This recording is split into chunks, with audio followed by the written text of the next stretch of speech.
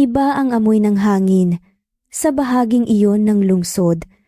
Iyon ang unang napansin ni Michelle habang sinusundan niya si Richard sa pagliko sa isang makipot na eskinita. Nawala ang pamilyar na ingay ng mga jeep at busina. Napalitan ito ng isang halos nakabibinging katahimikan na binabasag lamang ng mahinang ugong ng mga dekuryenteng bentilador mula sa mga nakabukas na bintana at ng kaluskos ng kanilang mga sapatos sa baku-bakong semento.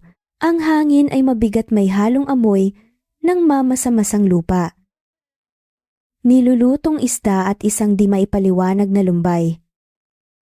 Sa bawat hakbang tila lalong kumikipot ang daan. Ang mga bahay na yari sa pinagtagpi-tagping yero at pira-pirasong kahoy ay halos magkadikit na para bang nag-uunahan sa pagsipsip ng anumang liwanag na nalalabi mula sa papalubog na araw. Nakasampay ang mga damit sa mga bintana at sa siwang ng isang pinto na aninag ni Michelle ang malamlam na ilaw ng isang telebisyon. Ito ang uri ng lugar na madalas niyang nakikita sa mga balita ngunit hindi kailanman inakalang papasukin niya. Napatingin siya sa likod ni Richard. Malapad ang mga balikat nito sa suot na simpleng polo shirt na medyo kupas na sa kalalaba. Tahimik itong naglalakad ngunit ramdam ni Michelle ang tensyon sa bawat galaw nito. Ilang beses na niyang tinanong kung saan ito nakatira at sa bawat pagkakataon isang matipid na ngiti at pag-iiba ng usapan ang kanyang nakukuha. Ngayon sa wakas, tila malalaman na niya ang sagot. Isang bahagi niya ang kinakabahan. Ang isa naman ay nagtataka.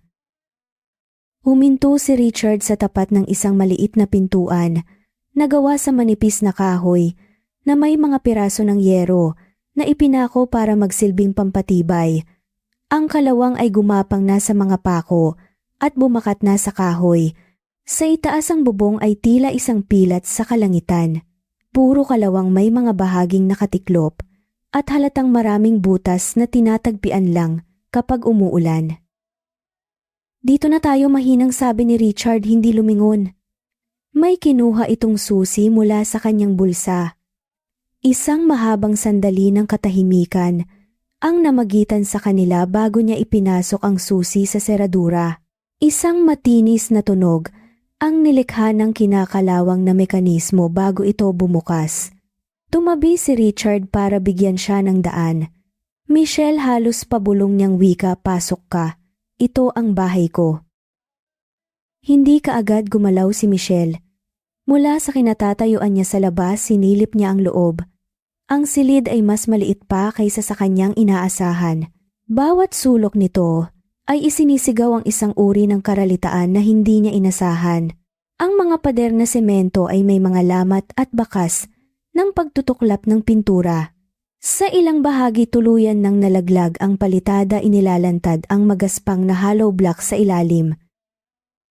Ang sahig ay semento lamang na hindi na makintab. Sa isang sulok may isang manipis na kutson na nakalatag sa sahig, nakatupi ang kumot sa paanan. Isang plastik na silya, isa sa mga karaniwang puting upuan na nabibili kahit saan ang nakatayo sa tabi ng dingding. Sa kabilang sulok, isang maliit na mesang kahoy ang naroon at sa ibabaw nito ay may isang baso at isang platito. Walang telebisyon, walang kabinet, walang kahit anong palamuti na magbibigay buhay sa lugar. Tanging isang bumbilya na nakasabit sa kisame ang nagbibigay ng maputlang liwanag. Pumasok si Michelle at ang amoy ng alikabok at lumang kahoy ang sumalubong sa kanya. Tumingin siya kay Richard. Nakatayo lang ito malapit sa pinto, ang mga kamay ay nasa bulsa, ang mga mata ay nakatutok sa kanya, naghihintay. Nakita niyang pag-aalala sa mukha nito, ang takot na marahil ay makakita ito ng pandidiri sa kanyang mga mata. Richard, sa wakas ay nagsalita siya. Ang kanyang boses ay mahinahon. Ito ba talaga? Dito ka nakatira? Isang mabagal na tango ang isinagot ni Richard. Lumunok ito, tila nahihirapang magsalita. Oo, nang bagong salta ko dito sa Maynila, naubos lahat ng ipon ko. Isang kaibigan ang tumulong sa akin na makuha itong lugar.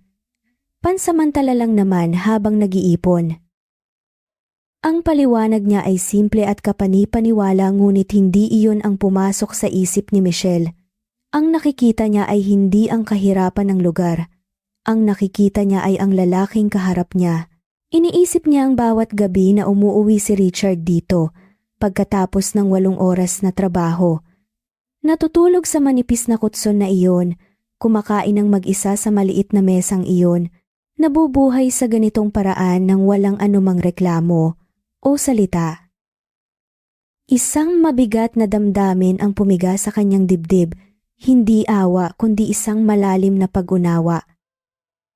Sana sinabi mo sa akin, sabi niya, ang boses ay puno ng pagsisisi na hindi para sa kanya kundi para dito. Yumuko si Richard, tila nahihiya. Bakit? Anong iisipin mo?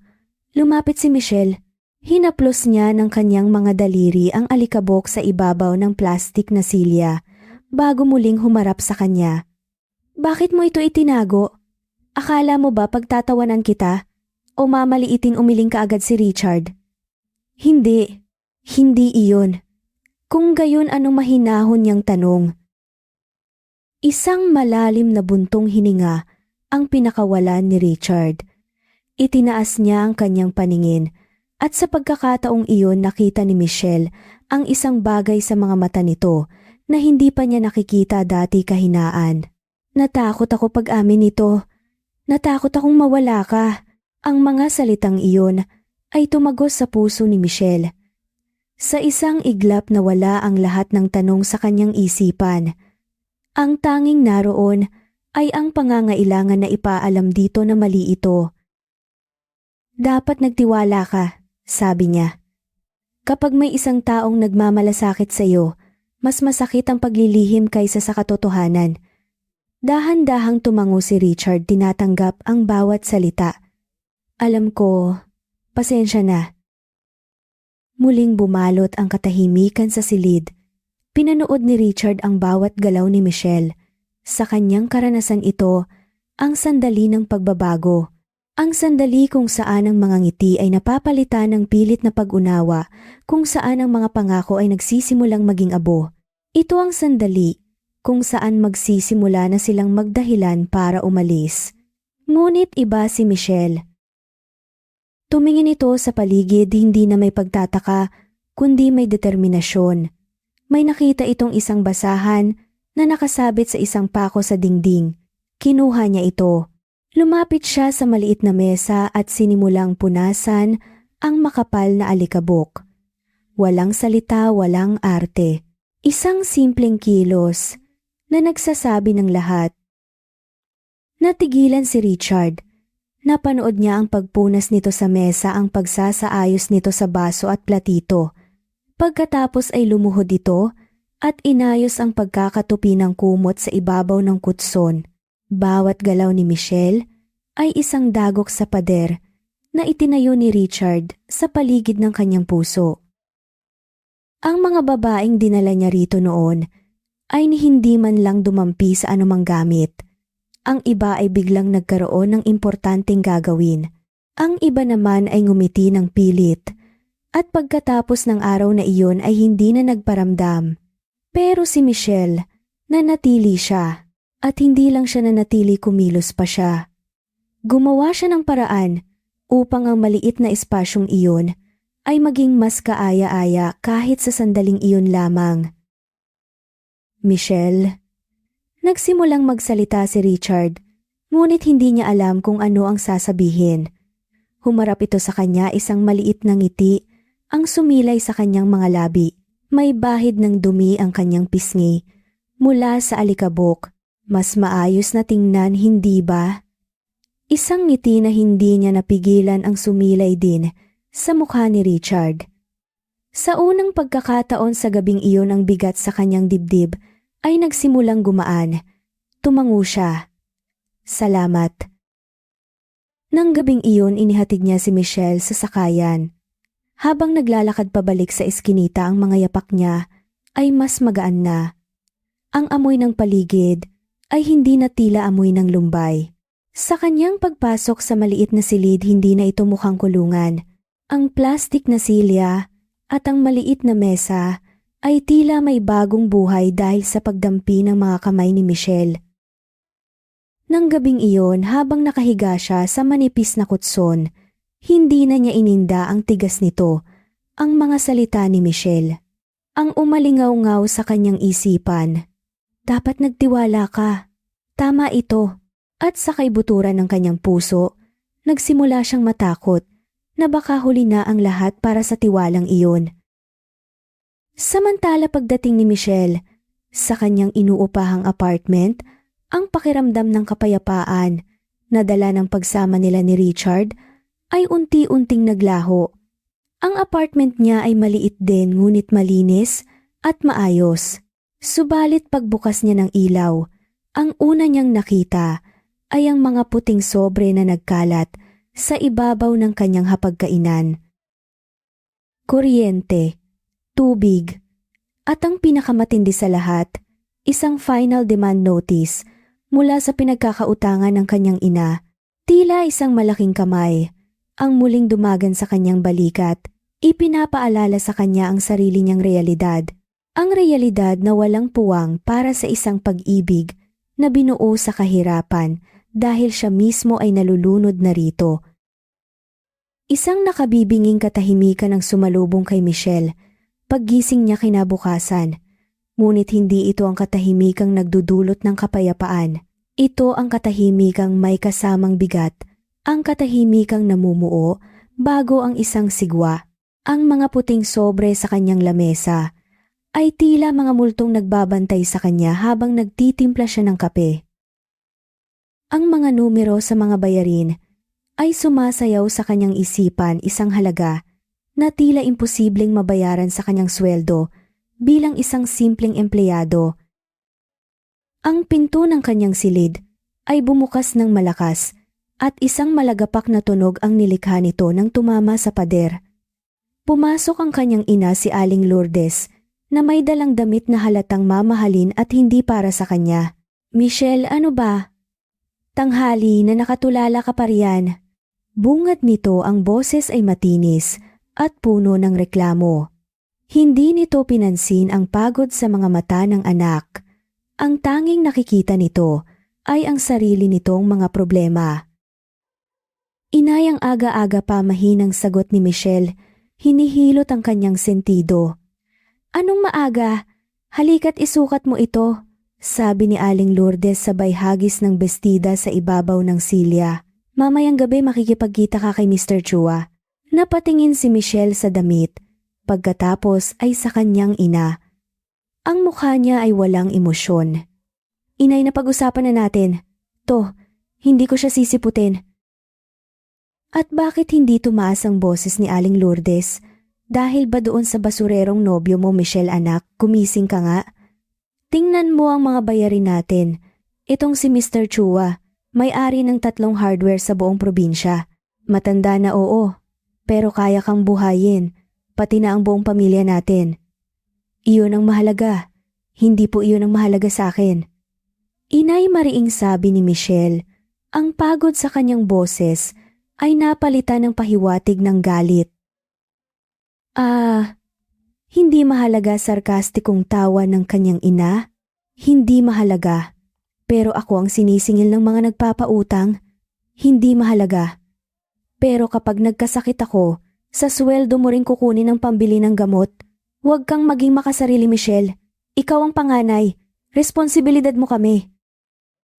Ang mga salitang responsibilidad mo kami ay tumusok sa puso ni Michelle na parang libo-libong karayom. Paulit-ulit niya itong naririnig mula pagkabata. Siya ang panganay kaya siya ang dapat magparaya. Siya ang panganay kaya siya ang dapat magsakripisyo.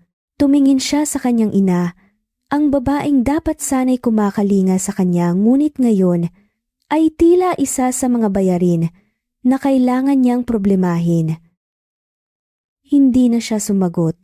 Alam niyang walang patutunguhan ng usapan. Tahimik niyang inubos ang kanyang kape at naghanda para pumasok sa trabaho.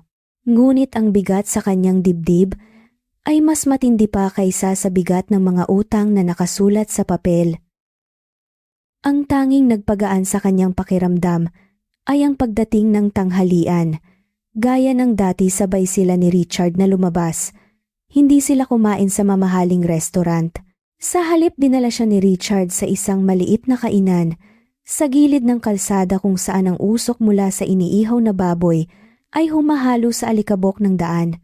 Umupo sila sa isang bangkong plastik at umorder ng 2 mangkok ng mainit na mami at 2 stick ng barbecue. Habang kumakain napansin ni Richard ang pananahimik ni Michelle. Ang mga mata nito ay malayo ang tingin. May problema ba, tanong ni Richard, ang boses ay mahinahon at puno ng pag-aalala. Umiling si Michelle at pilit na ngumiti. Wala, pagod lang sa trabaho.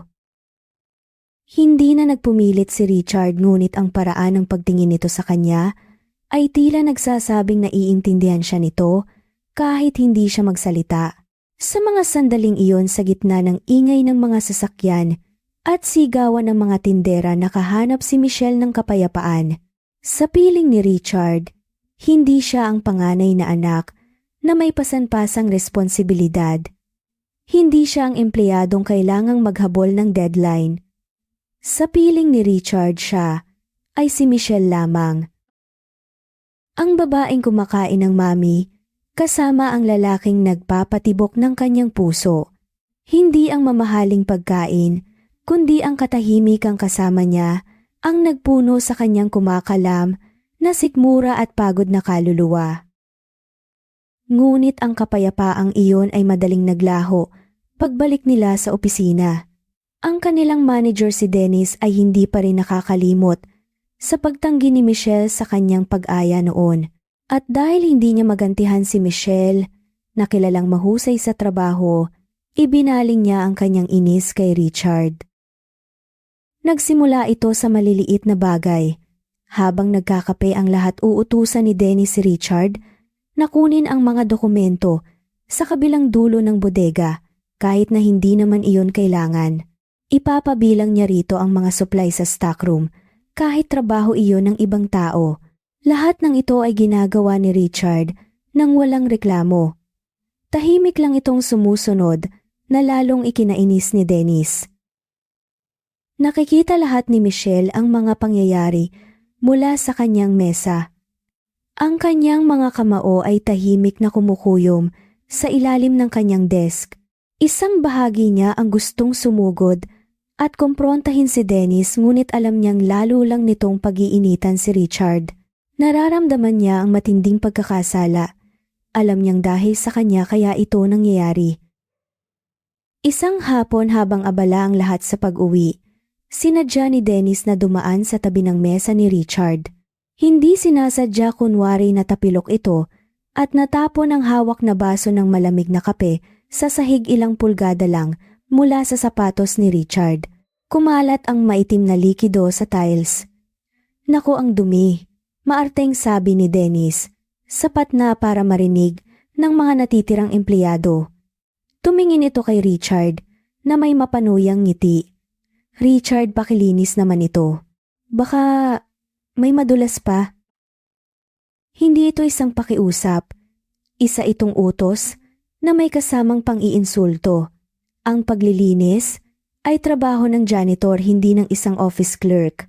Ang lahat ng natirang empleyado ay napahinto naghihintay kung anong mangyayari. Tumingin si Richard kay Dennis pagkatapos ay isa natapong kape.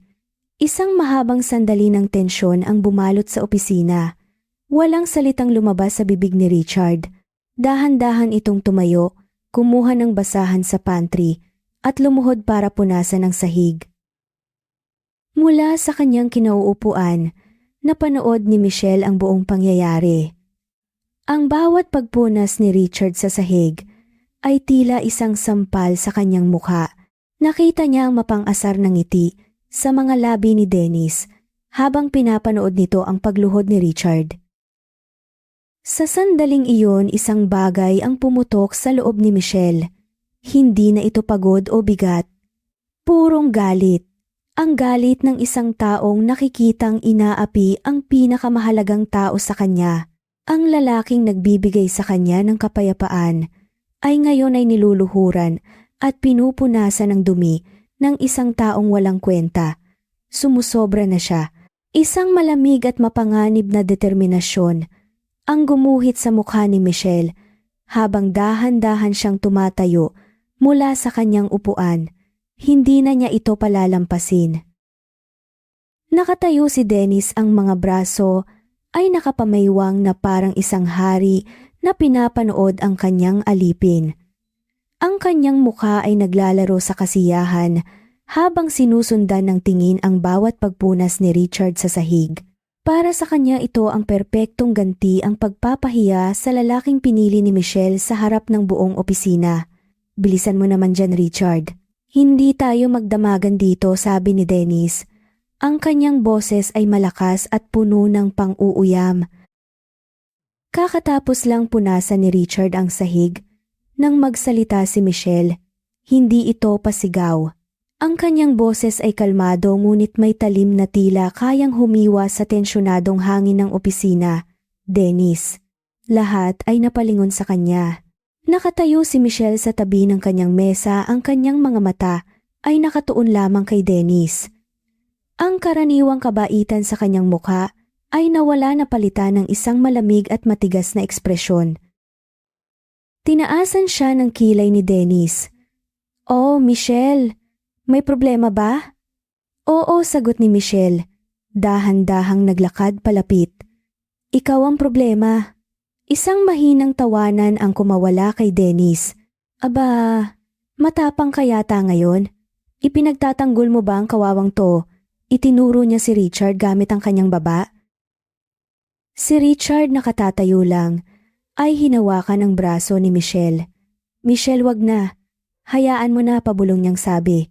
Ngunit hindi natinag si Michelle. Ang kanyang mga mata ay nanatiling nakatitig kay Dennis, na para bang wala siyang ibang nakikita sa mundo. "Hindi ko alam kung anong problema mo." Patuloy ni Michelle, ang boses ay nagsisimula ng manginig sa pinipigilang galit. "Pero kung may galit ka sa akin mo ibunton. Huwag mong idamay ang mga taong walang ginagawang masama sa'yo." Lalong lumapad ang ngiti ni Dennis. Gustong-gusto niya ang nangyayari. "Bakit? Nasasaktan ka ba kapag nakikita mong ang isang basahan ay ginagamit na pampunas ng sahig? Ganoon naman talaga dapat, hindi ba? Ang mga bagay ay dapat laging nasa tamang lugar." Ang huling pangungusap ay malinaw na patama kay Richard. Doon na napuno ang salop. Ang pagod, ang mga utang, ang pressure mula sa kanyang ina, at ngayon ang hayagang pang-aapi sa lalaking mahal niya, lahat ay nagsama-sama at sumabog. Sa ibabaw ng mesa ni Dennis ay may isang tasa ng kape, isang mainit na kapeng katitimpla pa lamang. Sa isang mabilis at hindi inaasahang kilos, dinampot ito ni Michelle. Kung ganon ani ang kanyang boses, ay halos pabulong na sa tindi ng galit. Dapat siguro malagay din sa tamang lugar ang basura, at ibinuhos niya ang buong laman ng mainit na tasa sa mukha ni Dennis. Isang nakakabiglang sigaw ng sakit at gulat ang kumawala mula kay Dennis. Napahawak ito sa kanyang mukha. Habang umaatras, ang mainit na likido ay tumutulo mula sa kanyang buhok pababa sa kanyang damit. Ang buong opisina ay napuno ng nakakabinginging katahimikan. Lahat ay natigilan, ang kanilang mga mata ay nanlalaki sa gulat sa nasaksihan. Hindi pa tapos si Michelle. Sa lakas ng kanyang emosyon, itinulak niya ang lahat ng gamit sa ibabaw ng mesa ni Dennis. Ang mga papel ay nagliparan sa hangin na parang mga tuyong dahon. Ang mga ballpen ay gumulong sa sahig. Ang computer monitor ay bumagsak sa sahig at isang malakas na kalabog ang umalingaw-ngaw sa buong silid na sinundan ng tunog ng nababasag na screen. "Wag na wag mong aapihin ulit ang kahit sino sa harap ko." Sigaw ni Michelle, ang kanyang dibdib ay mabilis na tumataas baba, ang kanyang mga mata ay nag-aapoy. "Hindi dahil manager ka, ay may karapatan ka ng yurakan ang pagkatao ng iba." Nanginginig sa galit, at sakit si Dennis. Dinuro niya si Michelle. "You're fired." "Fired ka," nasigaw nito. "At ikaw?" Binalingan niya si Richard. "Pati ikaw fired na rin, lumayas kayo sa pamamahalaan ko." Ngunit hindi takot ang nakita ni Michelle sa kanyang sarili. Ang naramdaman niya ay isang kakaibang uri ng kalayaan. Tumingin siya kay Dennis pagkatapos ay sa nagkalat na gamit sa sahig. Wala siyang pagsisisi. Tumingin siya kay Richard na nakatayo roon, nakatingin sa kanya na may pinaghalong gulat at paghanga. Ang ekspresyon sa mukha nito ay hindi niya mabasa, ngunit sa kaibuturan ng kanyang puso alam niyang tama ang kanyang ginawa. "Tara na," mahinang sabi ni Michelle. Hinawakan ang kamay ni Richard. Walang salitang lumabas sa bibig ni Richard. Hinayaan niya lang si Michelle na hilahin siya palabas ng opisina. Habang naglalakad sila palayo, ang mga bulungan ng kanilang mga katrabaho ay tila humihina sa kanilang likuran. Hindi nila kinuha ang kanilang mga gamit. Tuloy-tuloy lang sila sa paglalakad palabas ng gusali at patungo sa abalang kalsada ng Maynila. Nang makalabas na sila sa ilalim ng sikat ng hapon, doon lang sila huminto. Binitawan ni Michelle ang kamay ni Richard at napasandal sa isang pader, tila doon lang bumagsak sa kanya ang bigat ng kanyang ginawa. Wala na siyang trabaho. Paano na ang mga utang? Paano na ang kanyang ina? Ang mga luha ay nagsimulang mamuo sa kanyang mga mata. Ngunit bago pa man ito tuluyang tumulo, naramdaman niya ang kamay ni Richard na marahang humahaplos sa kanyang likod. "Okay ka lang?" tanong nito. Ang boses ay puno ng sinseridad. Tumingin si Michelle sa kanya. Ang mga luha ay nagbabadyang bumagsak. Isang pilit ng ngiti ang sumilay sa kanyang mga labi. "Wala na tayong trabaho," sabi niya. Ang boses ay basag. Ngumiti si Richard. Isang tunay na ngiti na umabot hanggang sa kanyang mga mata. "Oo nga," sagot nito. "Pero magkasama tayo." Sa kabila ng takot at kawalan ng kasiguraduhan ng mga salitang iyon, ay nagbigay ng init sa puso ni Michelle. Tumingin siya sa mga mata ni Richard at sa unang pagkakataon, nakita niya ang isang bagay na mas malalim pa. Sa pag-aalala nakita niya ang pagmamahal. Pinunasan niya ang kanyang mga luha. Tumayo siya ng tuwid at muling hinawakan ang kamay ni Richard. Kung ganoon, sabi niya, isang bagong determinasyon ang naririnig sa kanyang boses. "Di, magtinda na lang tayo ng fishball sa kanto. Basta magkasama tayo." Isang malakas na tawa ang kumawala mula kay Richard. Isang tawa na puno ng kaligayahan at paghanga. Sa sandaling iyon, habang hawak ang kamay ng babaeng isinakripisyo ang lahat para sa kanya, naramdaman ni Richard ang isang matinding dagok sa kanyang konsensya. Ang larong sinimulan niya ay nagdulot ng totoong pinsala sa babaeng minamahal niya. At habang tinititigan niya ang determinasyon sa mga mata ni Michelle, alam niyang kailangan na niyang tapusin ang kasinungalingang ito. Pero paano? At kailan? Ang mga sumunod na araw ay isang malabong pagkakasunod-sunod ng pag-aalala at pag-asa para kay Michelle. Ang matapang na pagsabog niya sa opisina ay may mabigat na kapalit. Ang salitang fired ay umalingaw-ngaw sa kanyang isipan tuwing umaga, kasabay ng mga puting sobre na tila lalong dumarami sa kanyang mesa. Bawat pagtunog ng kanyang telepono ay nagdudulot ng kaba, iniisip na baka isa na naman itong maniningil. Sinimulan niyang mag-apply sa ibang kumpanya, ngunit ang balita ay mabilis kumalat. Ang kwento tungkol sa isang empleyadong nagwala at nanakit ng manager ay tila naging alamat sa kanilang industriya. Bawat interview ay nagtatapos sa parehong malamig na pangako, "We'll call you." Isang pangako na alam niyang hindi kailanman matutupad. Upang mabuhay, kinailangan niyang lunukin ang kanyang pride. Sa umaga, tumatanggap siya ng mga labada mula sa mga kapitbahay. Sa gabi, namasukan siya bilang tagahugas ng plato sa isang maliit na karinderya sa kanto, kung saan ang init ng singaw at amoy ng sebo ay kumakapit sa kanyang buhok at damit. Ang kanyang mga kamay na dati sanay sa keyboard at mga papeles ay naging magaspang at laging may amoy ng sabon.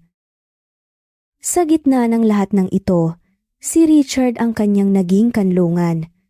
Gabi-gabi pagkatapos ng kanyang trabaho sa karinderya, hinihintay siya ni Richard sa labas. Minsan may dala itong isang baso ng palamig, minsan naman isang piraso ng tinapay. Uupo sila sa isang bangketa, sa ilalim ng poste ng ilaw at doon sa gitna ng pagod, nakakahanap sila ng lakas sa isa't isa. Pasensya ka, na dinamay pa kita. Madalas sabihin ni Michelle ang boses ay puno ng pagsisisi. At palaging iyon din ang sagot ni Richard. Huwag mong isipin iyon. Ang mahalaga magkasama tayo. Ngunit sa likod ng mga salitang iyon, dinudurog ang puso ni Richard. Bawat gaspang sa kamay ni Michelle na kanyang nahahawakan ay tila isang sampal sa kanyang pagkatao.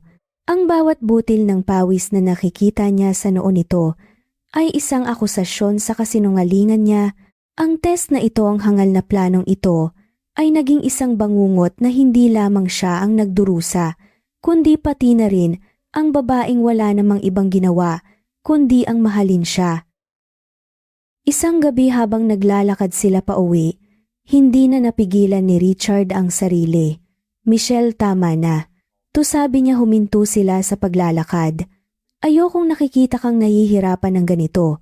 May konti akong naipon. Gamitin mo muna para sa mga bayarin mo.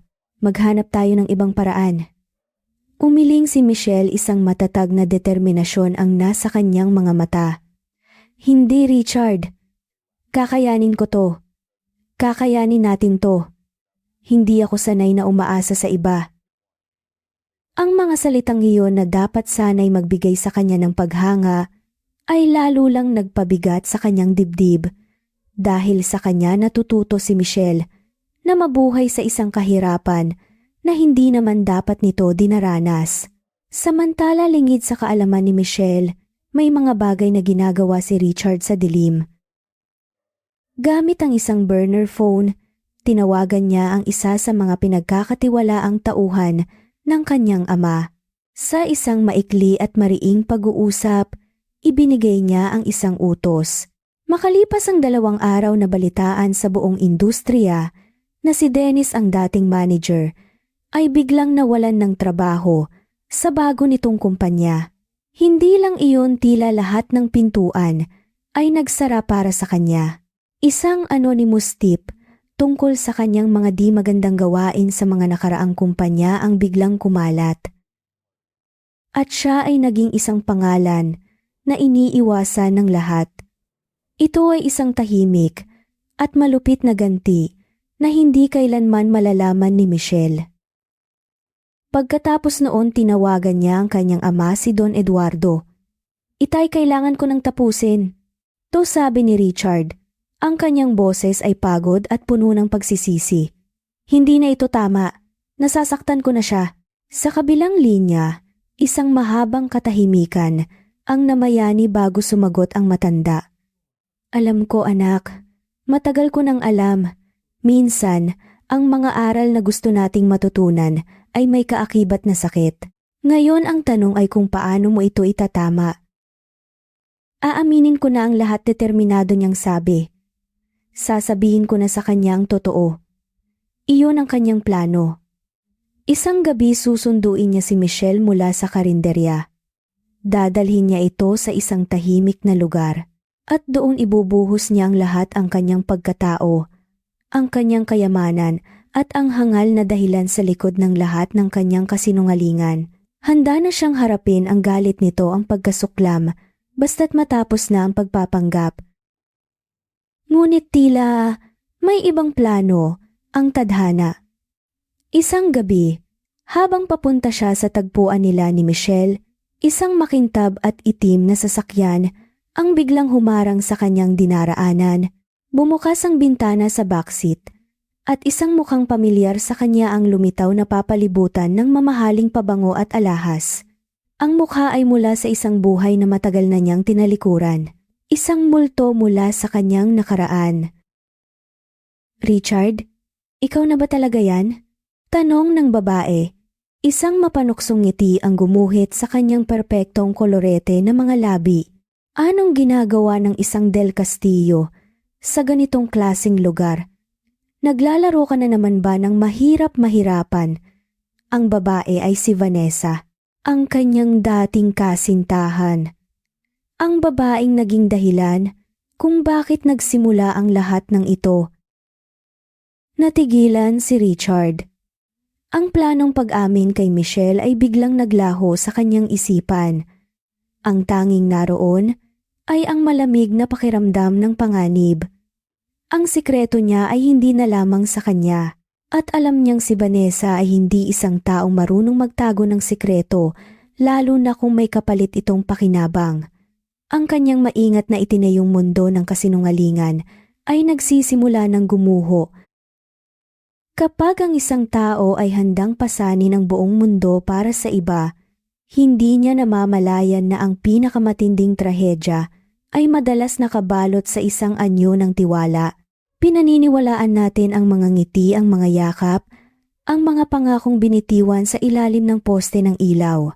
Ngunit sa likod ng lahat ng iyon may mga sikretong nag-aabang, mga katotohanang naghihintay ng tamang sandali para sumaksak. Ang pinakamasakit na bahagi, hindi ang panloloko, kundi ang paggising isang araw at mapagtantong ang lakas na ibinigay sa iyo para harapin ang mundo ay siya ring lakas na dudurog sa iyo kapag nalaman mo ang lahat. Ang malamig na boses ni Vanessa ay tila yelong gumapang sa gulugod ni Richard. Ang ngiti nito ay mapanokso na kakikilabot na pamilyar.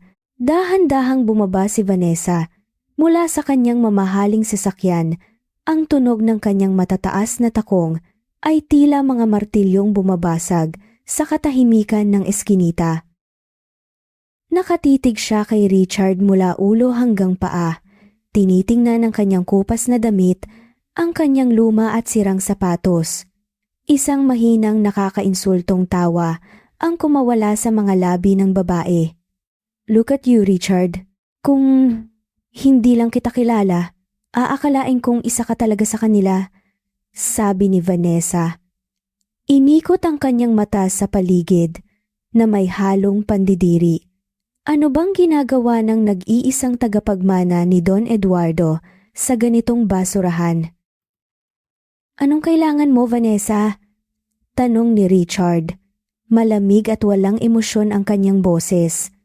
Wala naman kibit-balikat ni Vanessa.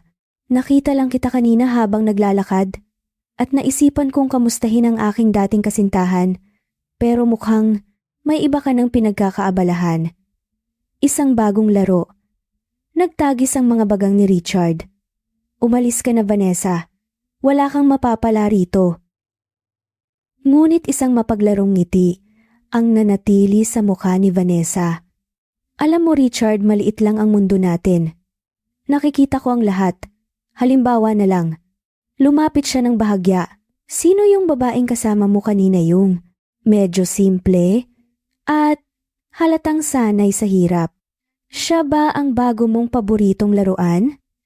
Isang matinding pagkabalisa ang sumabog sa dibdib ni Richard. Wag na wag mong idadamay si Michelle dito. Ang narinig ni Vanessa ay ang isang pangalan at ang pahiwatig na higit pa sa simpleng laro ang namamagitan.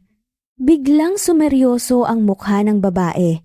Siya ang babaeng ipinagpalit si Richard sa mas mayamang negosyante, ngunit ang makitang si Richard ay waring seryoso sa isang basura.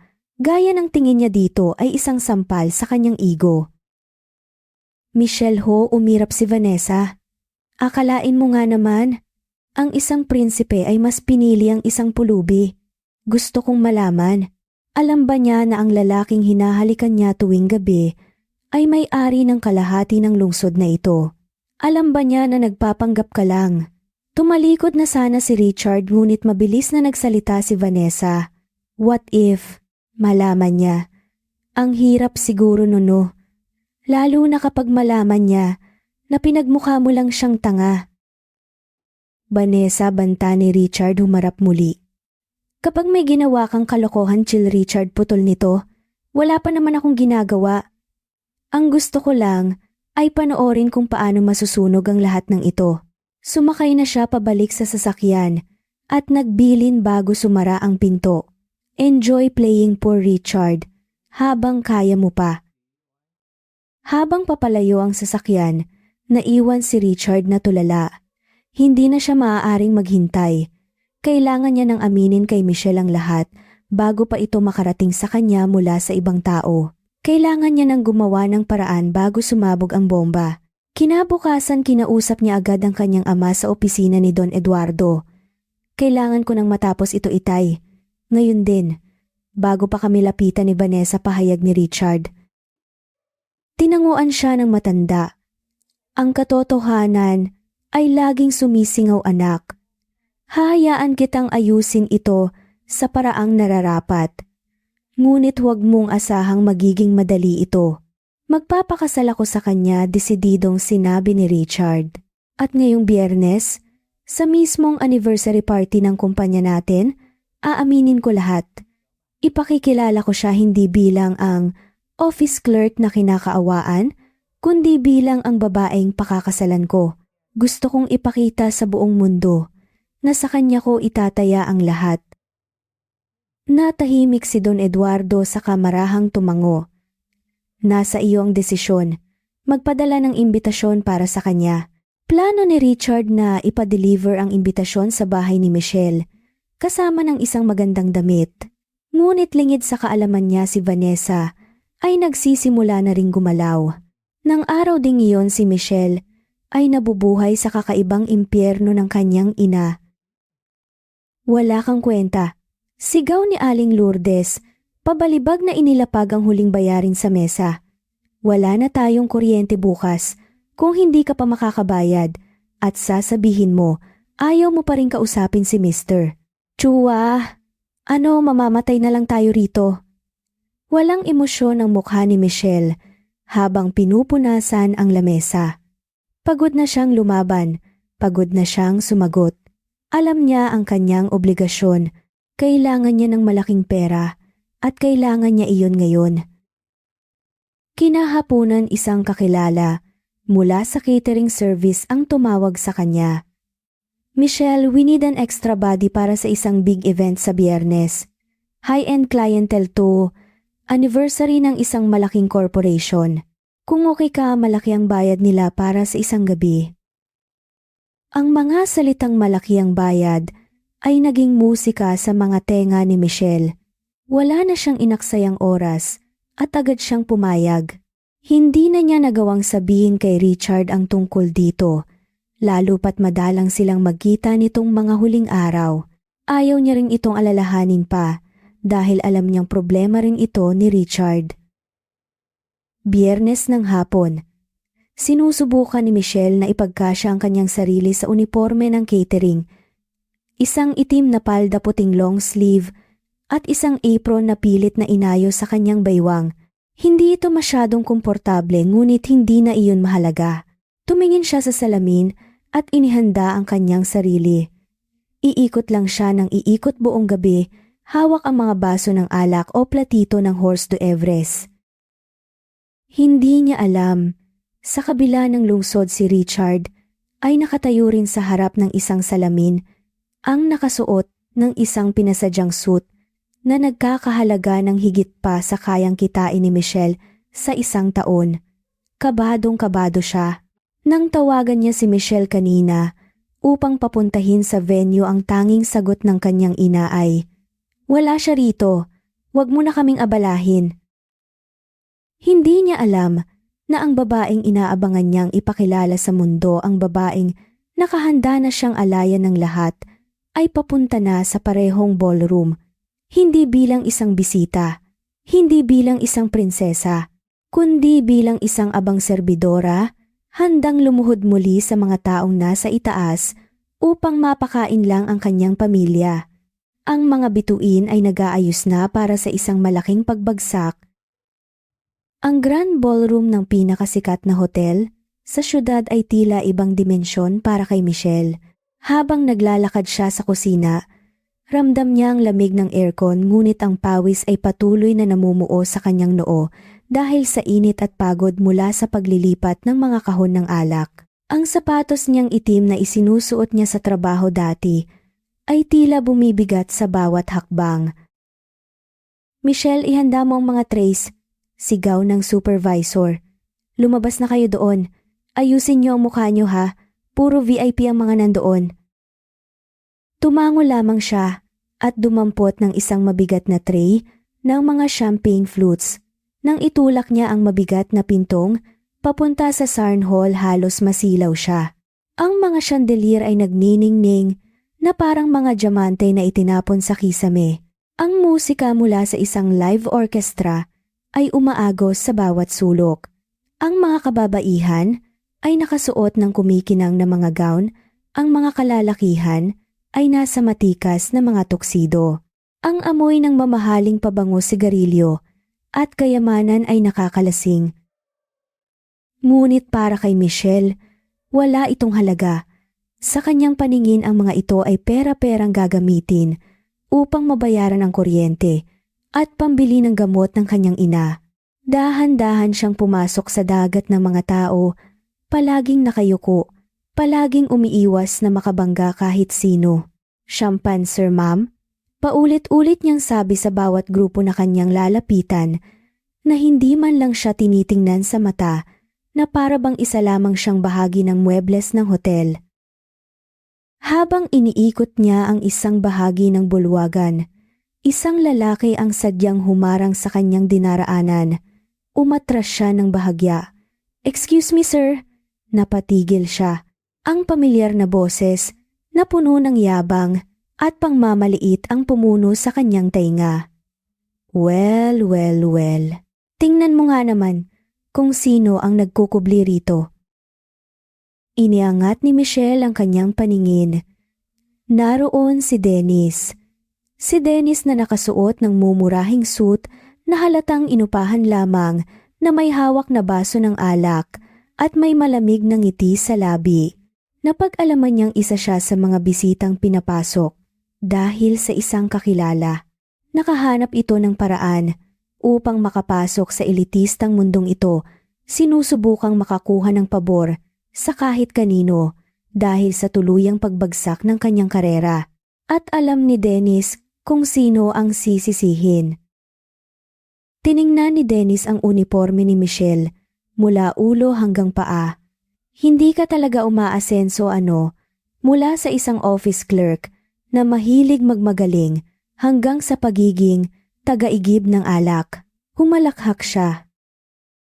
Nanginig ang mga kamay ni Michelle na may hawak na tray ngunit pinilit niyang kontrolin ang kanyang sarili. Iba ito sa opisina. Dito wala siyang lakas. Isang pagkakamali, isang natapong inumin, at alam niyang hindi lang trabaho ang mawawala sa kanya, kundi ang pagkakataong makabayad ng mga utang. Kailangan niyang lumunok ng pride. "Wala akong oras makipagtalo sa inyo, sir."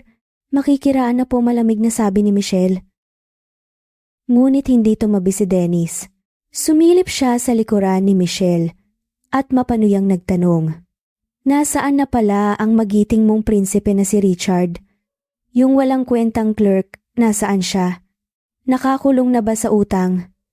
Lumapit si Dennis, tinangkang kunin ang isang baso mula sa tray ni Michelle, pero sadyang tinabig ito ng malakas, kaya isang baso ang muntik nang bumagsak. "Oops! Maging maingat ka, Michelle. Babayaran mo lahat yan kapag nabasag." Pigil hininga si Michelle habang iniaayos ang tray. Ang kanyang mga kuko ay binaon niya sa kanyang palad hanggang sa tila ito magdugo. Tahimik na galit ang naramdaman niya ngunit alam niyang wala siyang magagawa kundi ang lumayo. Umalis siya agad doon at mabilis na naglakad patungo sa kabilang dulo ng ballroom. Gusto na niyang matapos ang gabi. Pagod na ang kanyang katawan at pakiramdam niya ay lalong bumibigat ang kanyang puso tuwing naaalala niya kung bakit siya nandito. Biglang namatay ang mga ilaw sa malaking bahagi ng bulwagan.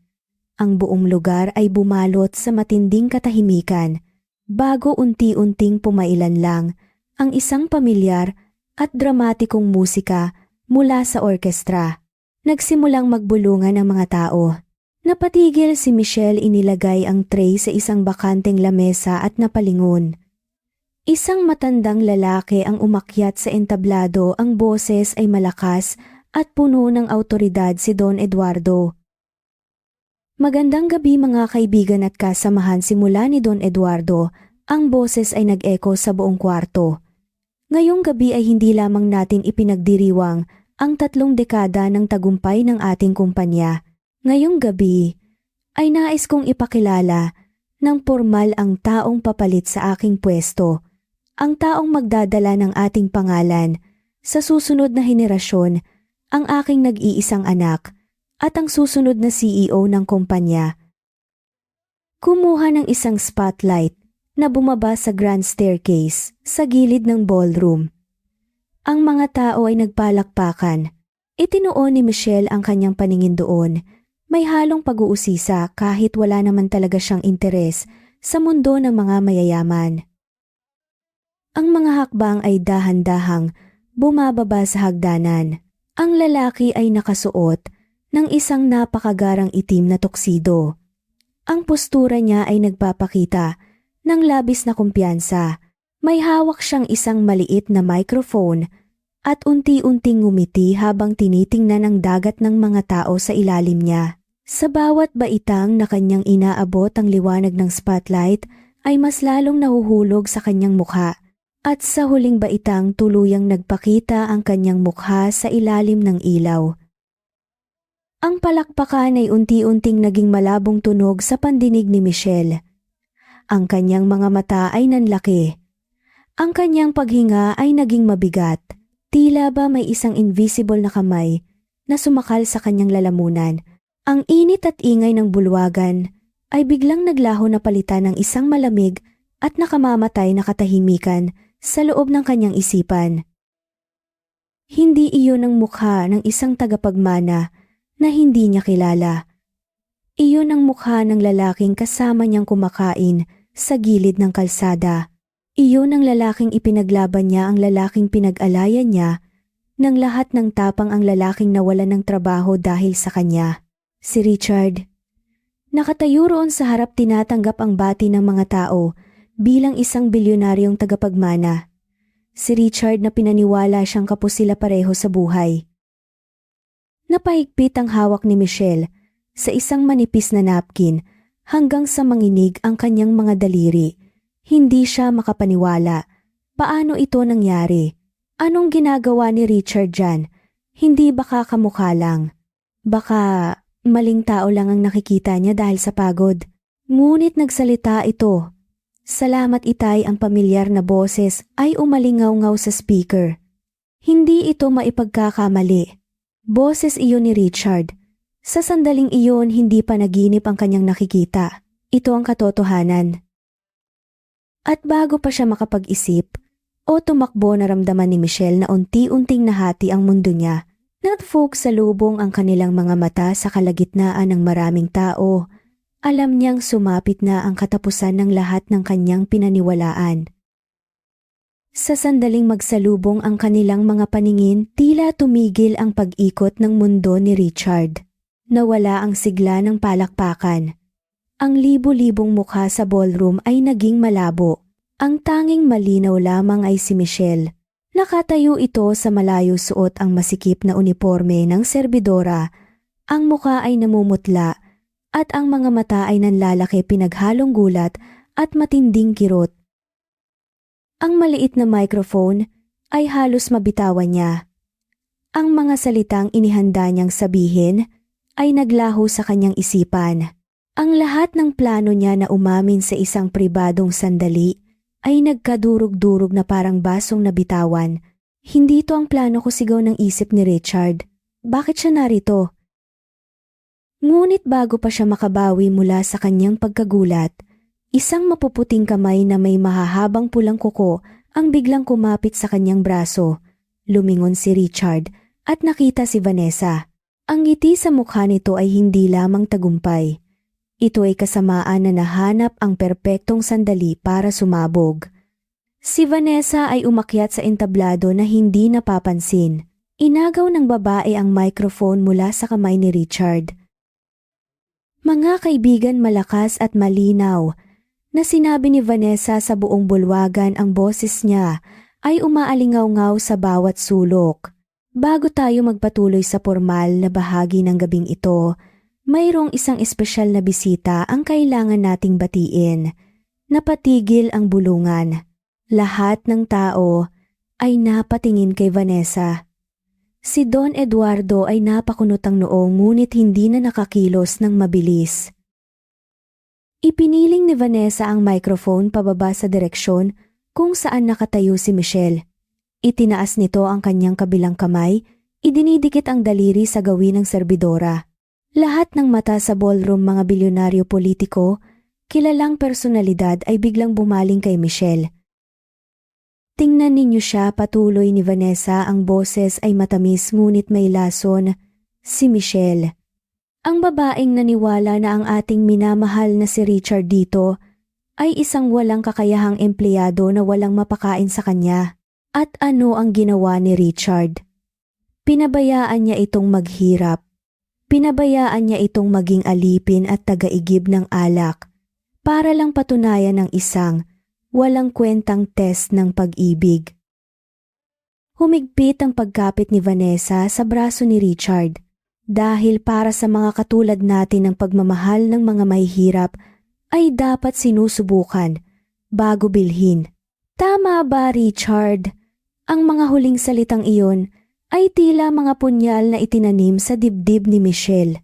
Naramdaman niya ang malamig na hangin ng aircon na tila nanunuot sa kanyang mga buto habang ang init ng hiya ay umaakyat sa kanyang pisngi. Ang daan-daang mata na nakatingin sa kanya ay puno ng awa, pandidiri at pagkalito.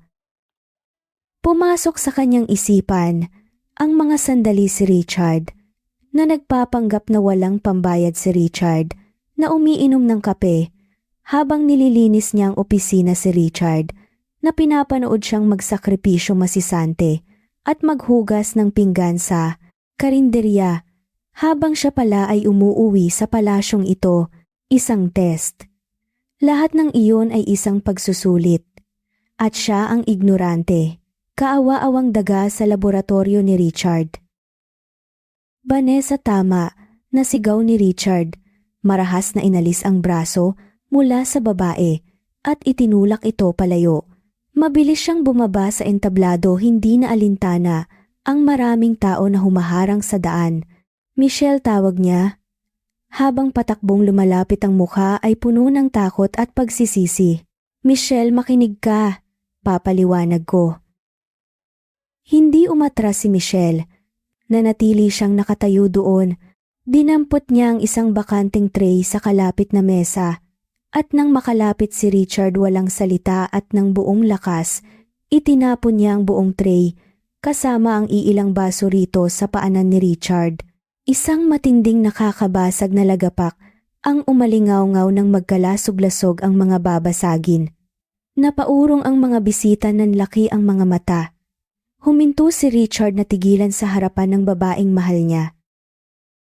Walang pag-aalinlangang inihagis ni Michelle ang isa sa pinakamalakas at pinakamasakit na sampal sa buong buhay niya papunta sa mukha ni Richard.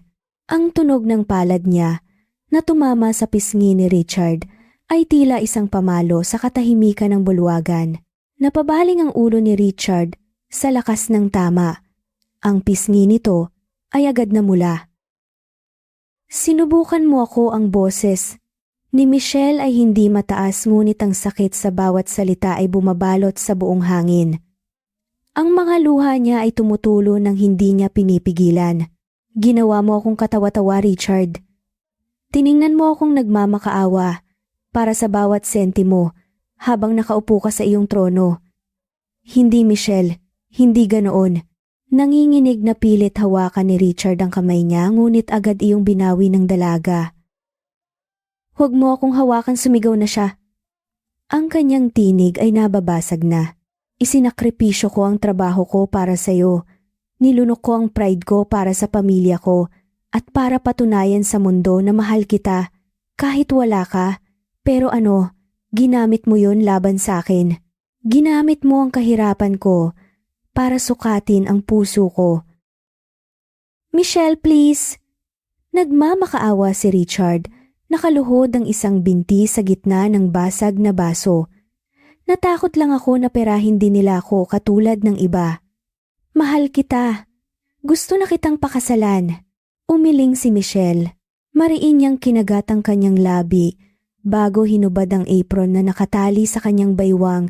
Sa kanya yun ibinato ng malakas sa mukha ni Richard. Hindi mabibili ng pera mo ang dignidad ko, umiiyak, ngunit buong tapang na wika ni Michelle. Tumingin siya sa paligid sa mga matang nakatingin sa kanila. Tumingin siya pabalik kay Vanessa at muli kay Richard. Sa'yo na ang pera mo at sa'yo na rin ang bulok mong pag-ibig. Pagkatapos noon, tumalikod si Michelle at tumakbo. Tumakbo siya papalabas ng malaking pintuan ng ballroom, papalabas ng marangyang hotel papunta sa dilim ng kalsada, kung saan kahit paano'y may dignidad siyang natitira para sa kanyang sarili. Wala siyang pakialam kung anong mangyayari sa gabi na iyon. Ang gusto lang niya ay makalayo sa mundo ng mga taong ito. Pilit siyang hinabol ni Richard ngunit hinarang siya ng mga security at ni Don Eduardo inutusan siyang ayusin muna ang nagkagulong selebrasyon. Nang gabing iyon nanalo si Vanessa, ngunit mas nanalo ang kasinungalingang sumira sa lahat. Ang pinakamalupit na anyo ng karangyaan ay hindi ang kakayahan nitong bumili ng mga mansyon o mabilis na sasakyan. Ang pinakamalupit na bahagi nito ay kapag nabibigyan nito ang isang tao ng karapatang paglaruan ang kaluluwa ng iba at tawagin itong isang pagsubok ng pag-ibig. Para sa mga walang-wala ang pagmamahal ay isang panata ng pagsasakripisyo, ngunit para sa mga hindi pa nakararanas ng gutom. Ang pagmamahal ng mahirap ay isa lamang palabas na maaari nilang panoorin mula sa kanilang komportableng silya hanggang sa sila ay magsawa at magpasyang ibagsak ang kurtina.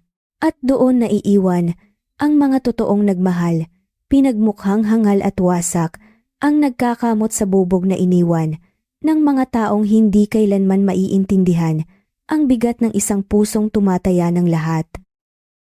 Kinabukasan hindi pa man sumisikat, nang tuluyan ng araw kumalat na ang balita sa kanilang makipot na eskinita, ang video at mga larawan mula sa party ng korporasyon, ang marangyang hotel si Richard na nakatuksido at si Michelle na umiiyak habang binabato ang apron ay umabot na sa mga kapitbahay sa pamamagitan ng social media. Para sa isang lugar kung saan ang buhay ay isang serye ng paulit-ulit na pagkabigo, ang ganitong klasing eskandalo ay parang ulan matapos ang mahabang tagtuyot. Pinagpipistahan ng lahat ang balita. Ang balita ay mabilis ding nakarating sa pandinig ni Aling Lourdes. Pumasok si Michelle sa kanilang bahay, nabasang-basa ng hamog at pagod. Wala siyang nakuhang bayad sa hotel. Naglakad lamang siya halos buong gabi tinatakasan ang mga alaalang patuloy na sumasakal sa kanya. Pagdating niya sa maliit na sala, naabutan niya ang kanyang ina na nakaupo hindi nagmumura o nagagalit dahil sa mga hindi bayad na utang. Sa halip isang malaki at kakaibang ngiti ang nakapaskil sa mukha nito. "Michelle anak!" Masayang bati ni Aling Lourdes na animoy nanalo sa loto. Tumayo ito at agad na sinalubong ang anak, hawak ang isang mumurahing smartphone. "Bakit hindi mo naman sinabi sa akin na ang basurerong nobyo mo pala ay ang magmamana ng Del Castillo Corporation?" "Naku anak, big time tayo!" Napatigil si Michelle. Ang pagod sa kanyang katawan ay biglang napalitan ng isang malamig na pangingilabot. Nakatingin siya sa kanyang ina nang may pagtataka at unti-unting pandidiri. "Inay." Basag ang boses niya. "Nakita niyo na pala ang video. Nakita niyo siguro na pinaglaruan lang niya ako. Pinagmukha niya akong tanga sa harap ng maraming tao." Iwinagayway ni Aling Lourdes ang kamay nito bilang pagwawalang bahala. Sus, mga arte lang yun ng mayayaman, anak. Ang mahalaga ikaw ang pinili niya, hindi ba? Sinabi niya na mahal ka niya at gusto kanyang pakasalan. Ay naku, kalimutan mo na ang hiya na yan. Pride bang ipapakain mo sa atin? Pride ba ang pambayad sa upa? Dahan-dahang napaurong si Michelle, hindi makapaniwala sa naririnig. Inay, pinagtawanan nila ako. Ginamit nila ang kahirapan ko para sukatin kung mukhang pera ako. Pagkatapos ng lahat ng isinakripisyo ko, nawalan ako ng trabaho para sa kanya. Sasabihin mo sa akin, nakalimutan ko na lang. Abat, oo. Lumapit si Aling Lourdes. Mas tumalim na ang tono ngayon. Michelle, umayos ka nga. Ito na ang hinihintay nating swerte. Huwag kang tanga. Puntahan mo siya ngayon din. Humingi ka ng tawad sa ginawa mong pag-eksena doon sa hotel. Lumuhod ka kung kinakailangan. Para matuloy na yung kasal nyo. Bukas na bukas din. Tapos na ang lahat ng utang natin. Ang bawat salita ay parang karayom na pilit itinutusok sa kanyang utak para sa kanyang ina. Walang halaga ang dignidad. Walang halaga ang sakit na naramdaman niya kagabi noong ang kanyang puso ay dinurog sa gitna ng bulwagan. Ang mahalaga lang ay ang pera, ang pag-ahon nila sa kahirapan, kahit pa ang kapalit ay ang kanyang pagkatao. Hindi ko gagawin yan, Inay Mariin. At malamig na sagot ni Michelle. Wala na kami ni Richard. Hindi ako isang aso na babalik at magmamakaawa kapag nakakita ng buto. Sumabog sa galit si Aling Lourdes. Malakas nitong ibinagsak ang kamay sa lamesa. Ang kapal ng mukha mo. Ikaw na nga ang umaasa sa akin. Para may masilungan, ikaw pa ang may ganang magpabigat. Kapag hindi mo pinuntahan si Richard at inaayos, tulumayas ka sa pamamahay ko. Wag na wag mo na akong tatawaging ina. Sa sandaling iyon naputol ang huling hibla ng pag-asa ni Michelle para sa kanyang pamilya. Tiningnan niya ang kanyang ina at wala siyang nakita kundi isang babaeng nilamon na ng pagiging ganid. Walang pag-aalinlangan naglakad si Michelle papunta sa kanyang maliit na kwarto. Kumuha siya ng isang lumang duffel bag at inilagay doon ang kanyang iilang damit, ilang dokumento at ang maliit na ipon na mayroon siya. Anong ginagawa mo? Sigaw ni Aling Lourdes mula sa pinto. Tatakbo ka. Sige, umalis ka. Wala kang mararating. Titingnan ko kung saan ka pupulutin. Hindi na siya sumagot. Isinukbit niya ang bag sa kanyang balikat at naglakad palabas ng bahay nang walang lingon-lingon iniwan ang sigaw at sumpa ng kanyang ina na umaalingaw-ngaw sa makipot na eskinita. Walang pupuntahan, walang sapat na pera, ngunit sa unang pagkakataon, bitbit niya ang buong pagmamay-ari sa kanyang sarili. Sa kabilang dako ng lungsod, isang desperadong Richard ang sumugod sa eskinita kung nasaan ang bahay ni Michelle. Nakasuot pa rin siya ng gusot na polo na hindi napalitan mula pa kagabi. Pilit niyang inalisan ng bantay ang sarili at pinuntahan ang lugar, ngunit pagdating niya tanging si Aling Lourdes lang ang nadatnan niya. Nang makita ng matanda si Richard, agad itong lumapit na puno ng ngiti at pagbati, pilit na humihingi ng tulong at sinasabing sadyang maarte lamang daw ang kanyang anak at baka nagpunta na sa mga kaibigan. Ang pagkakita niya sa reaksyon ni Aling Lourdes ay lalong nagpakirot sa budhi ni Richard. Mismo ang pamilya ni Michelle ay handang isakripisyo ang damdamin nito kapalit ng salapi niya at naisip niya na, ito nga siguro ang dahilan kung bakit ayaw tumanggap ni Michelle ng tulong mula sa kanya, dahil alam nitong sa mundong ginagalawan niya, ang pera ay nagbabago ng tao. Buong maghapon na naghanap si Richard, tinawagan niya ang bawat kaibigan, bawat dating katrabaho ni Michelle, ngunit walang makapagsabi kung saan ito naroroon.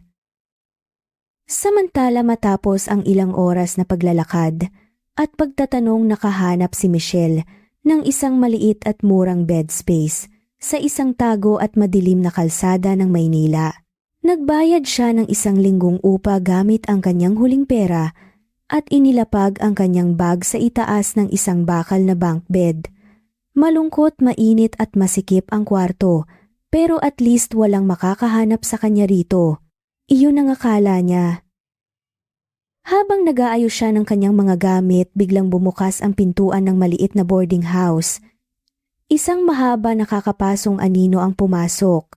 Lumingon si Michelle at doon nakatayo sa may pintuan.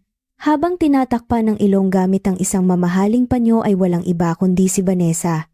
Nakahanap si Vanessa ng pribadong investigador na sumunod kay Michelle mula nang lumabas ito sa kanilang lumang bahay hanggang sa makarating dito.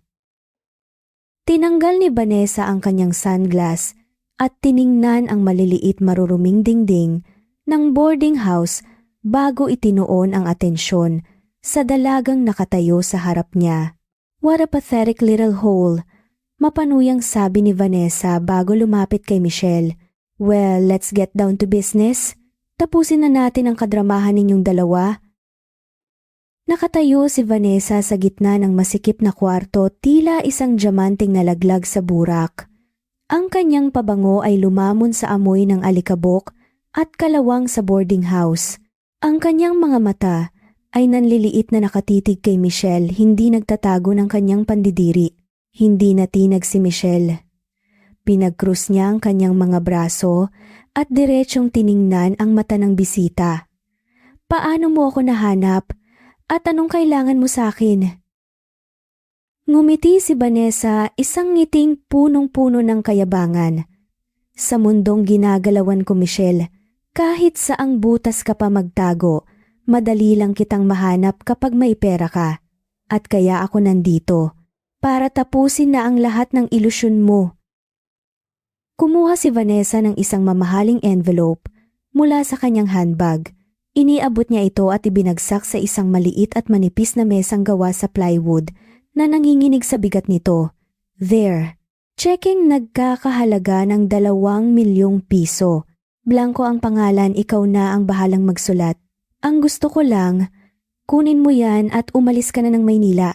Umalis ka na sa buhay ni Richard. Dahil kung iisipin mong balikan siya para pagkakitaan pa magkakamatayan muna tayo." Tiningnan ni Michelle ang tseke. Ang mga numero sa papel na iyon ay higit pa sa sapat para bayaran ang lahat ng utang ng kanyang pamilya. Kaya nitong bumili ng sarili nilang bahay.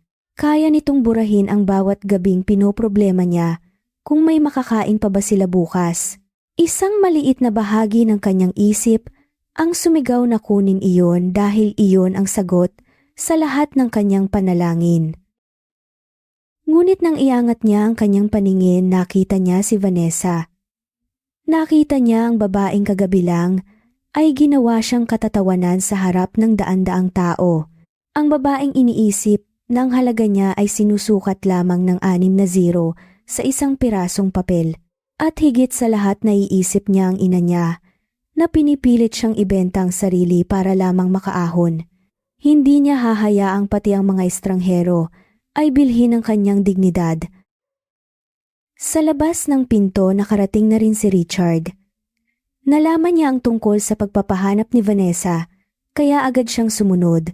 Subalit bago pa man siya makapasok, pinigilan niya ang kanyang hakbang nang marinig ang usapan. Nakatayo siya sa gilid ng pinto, pilit na pinakikinggan kung ano ang mangyayari. Nangangatog ang tuhod kung sakaling tanggapin ni Michelle ang pera. Bumuntong hininga si Michelle at dahan-dahang kinuha ang tseke. Ngumisi si Vanessa. Inaasahan na ang pagyukod ng isang mahirap.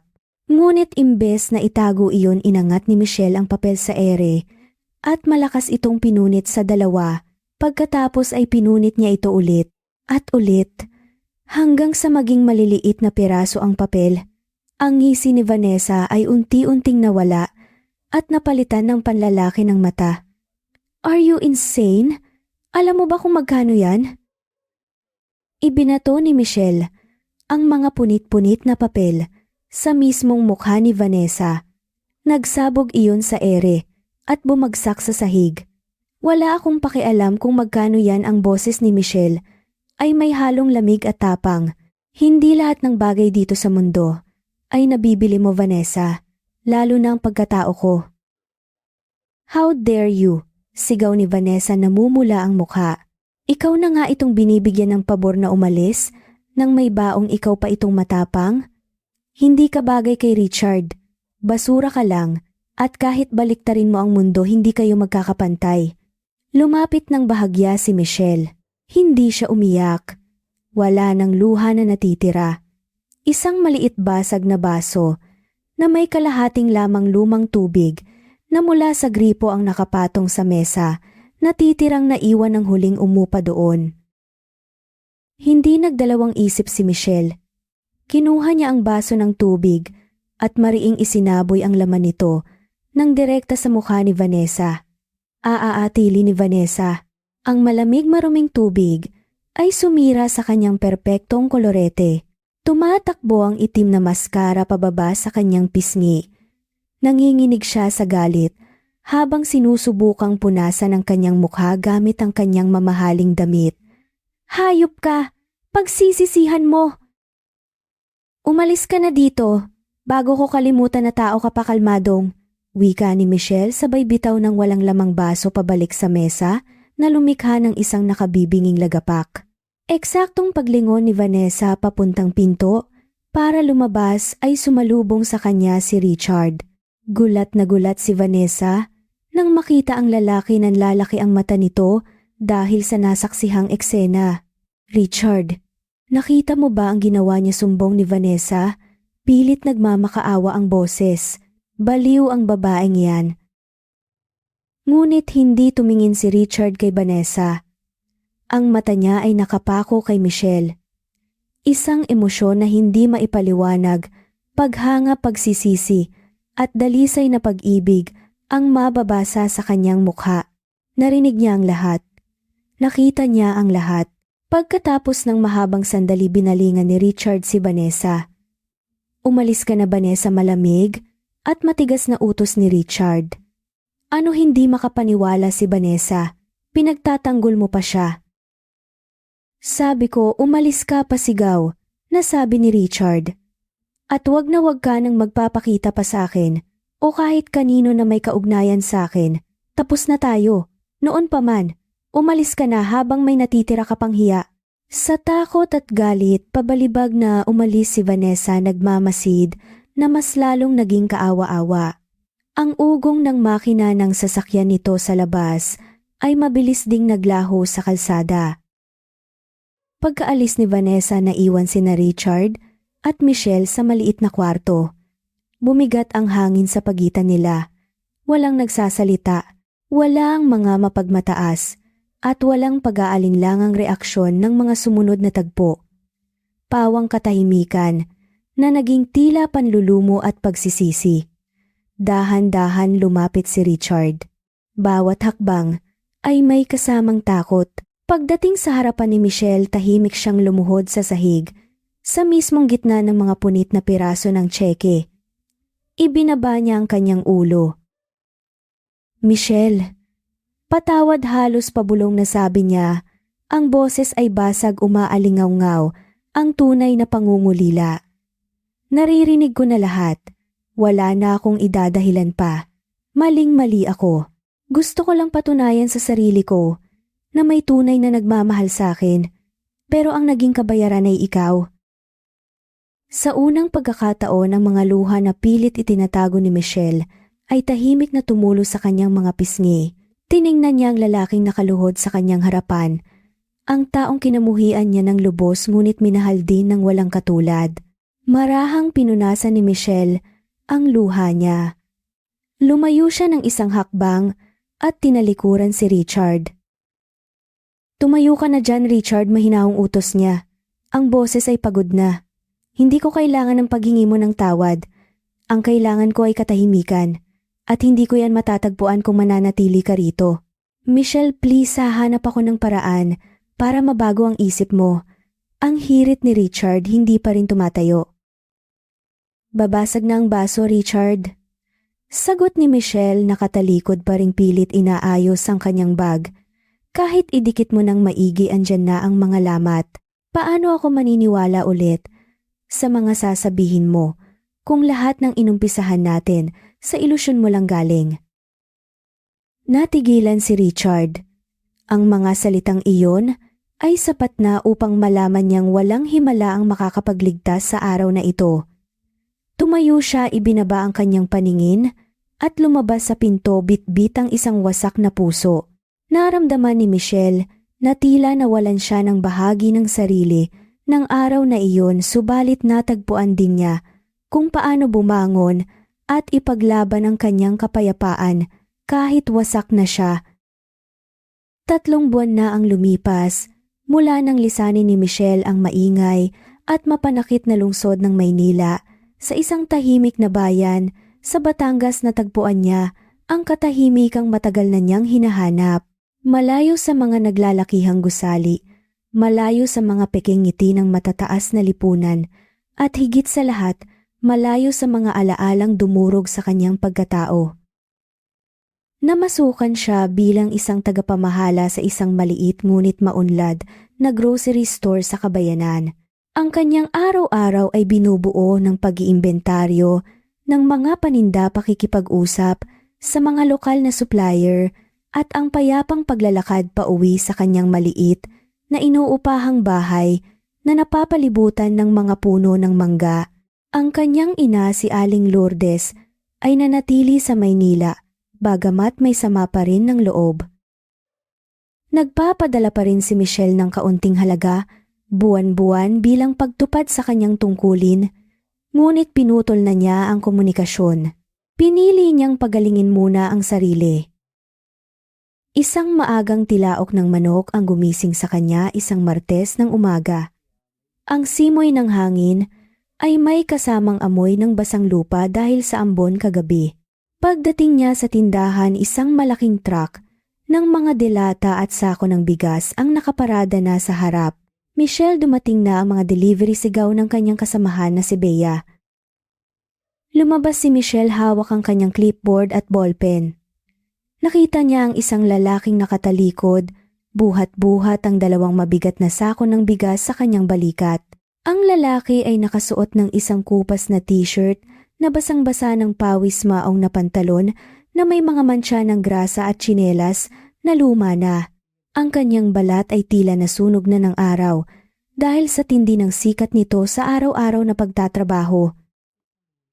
Naghintay si Michelle na ibaba ng lalaki ang karga nito nang marahan nitong ilapag ang mga sako sa semento.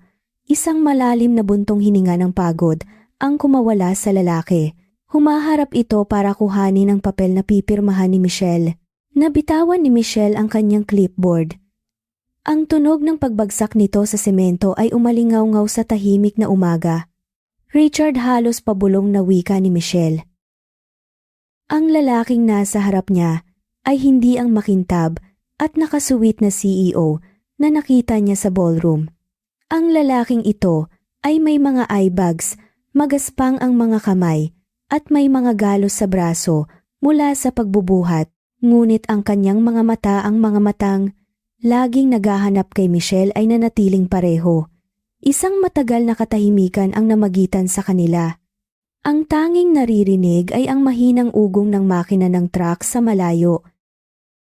"Anong ginagawa mo rito?" Tanong ni Michelle. Ang kanyang boses ay nanginginig sa pinaghalong gulat at galit na unti-unti nang humuhupa. "Bakit ka nagkakaganito?" Ngumiti si Richard, isang ngiting puno ng kapaguran, ngunit may kasamang katotohanan. "Nagbitiw muna ako sa pwesto ko, Michelle. Iniwan ko ang pamamahala kay Itay at sa mga board members. Sinabi ko sa kanila na kailangan ko munang matutunan kung paano maging tao bago ako maging pinuno." Lumapit siya ng isang hakbang, ngunit tumigil din agad bilang respeto sa distansya ni Michelle. 3 buwan na akong nagtatrabaho sa kumpanya ng tracking na ito bilang isang ordinaryong pahinante. Gusto kong maramdaman ang bigat ng bawat sentimong kinikita ko. Gusto kong maranasan ang hirap na naranasan mo habang pinapanood lang kita noon. Tiningnan ni Michelle ang mga kamay ni Richard. Ang mga kalyo at sugat doon ay hindi matatawaran. Ito ay hindi isang laro. Ito ay hindi isang test. Ito ay ang pagdurusa ng isang taong gustong bumawi sa kanyang mga pagkakamali. Hindi mo kailangang gawin. To Richard, sabi ni Michelle, pilit na pinatitigas ang kanyang puso. Ang pera ay hindi makakabura sa ginawa mo. Alam ko, sagot ni Richard, ang boses ay mahinahon. Hindi ko ito ginagawa para bayaran ka. Ginagawa ko ito para sa sarili ko. Para kapag humarap ako sa iyo muli, hindi na ako ang bilyonaryong nagtatago sa likod ng mga pagsusulit. Ako na si Richard, ang lalaking handang mapagod, handang masugatan, at handang magsakripisyo para sa babaeng mahal niya. Inabot ni Richard ang clipboard sa sahig at iniabot ito kay Michelle. Pirmahan mo na ang delivery, ma'am. Kailangan ko pang maghatid sa susunod na bayan. Kinuha ni Michelle ang clipboard. Habang pumipirma siya, naramdaman niya ang init ng presensya ni Richard. Hindi na siya natatakot. Hindi na siya nasasaktan gaya ng dati. Ang matinding galit na tila apoy sa kanyang dibdib noon ay naging isang malamig na abo na lamang. Nang matapos siyang pumirma, tumingin siya kay Richard. Salamat sa delivery. Tumango si Richard at tumalikod na para bumalik sa truck.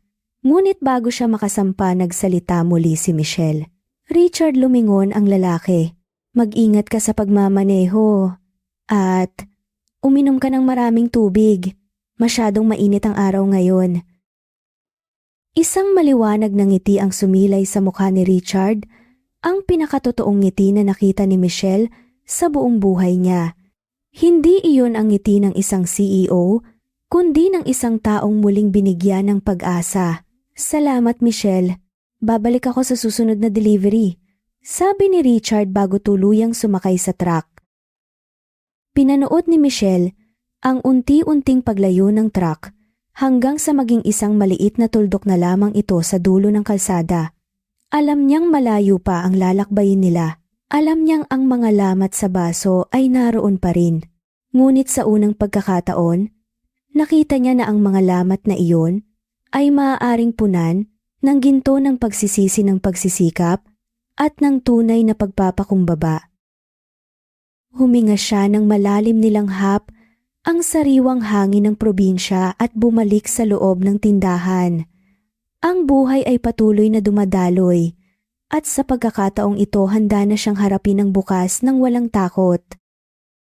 Ang pagpapatawad ay hindi isang mabilis na desisyon.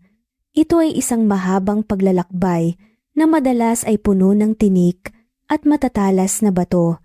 Sa mundong ating ginagalawan, madaling magpanggap, madaling magsuot ng maskara ng kabutihan, habang ang ating mga kamay ay nakatago sa bulsa nagbibilang ng kalamangan. Ngunit ang tunay na pag-ibig ay hindi nasusukat sa laki ng checking, kaya mong isulat, o sa ganda ng pangakong kaya mong bigkasin sa ilalim ng mga chandelier. Nasusukat ang pag-ibig sa mga sugat na handa mong yakapin sa mga kalyo sa kamay na nakuha mo sa pagbuhat ng responsibilidad at sa kakayahang bumaba mula sa iyong trono upang lumakad sa putikan kasama ang taong mahal mo. Ang mga pilat na iniwan ng nakaraan ay hindi dapat itago dahil ang mga ito ang nagpapaalala sa atin na tayo ay nabasag ngunit muling nabuo mas matibay, mas totoo at mas marunong magmahal dahil sa huli. Ang pinakamahalagang kayamanan na maaari nating ariin ay hindi ang gintong nasa kaban, kundi ang kapayapaang dulot ng isang pusong malinis at isang kaluluwang hindi na kailangan pang magtago sa dilim ng kasinungalingan.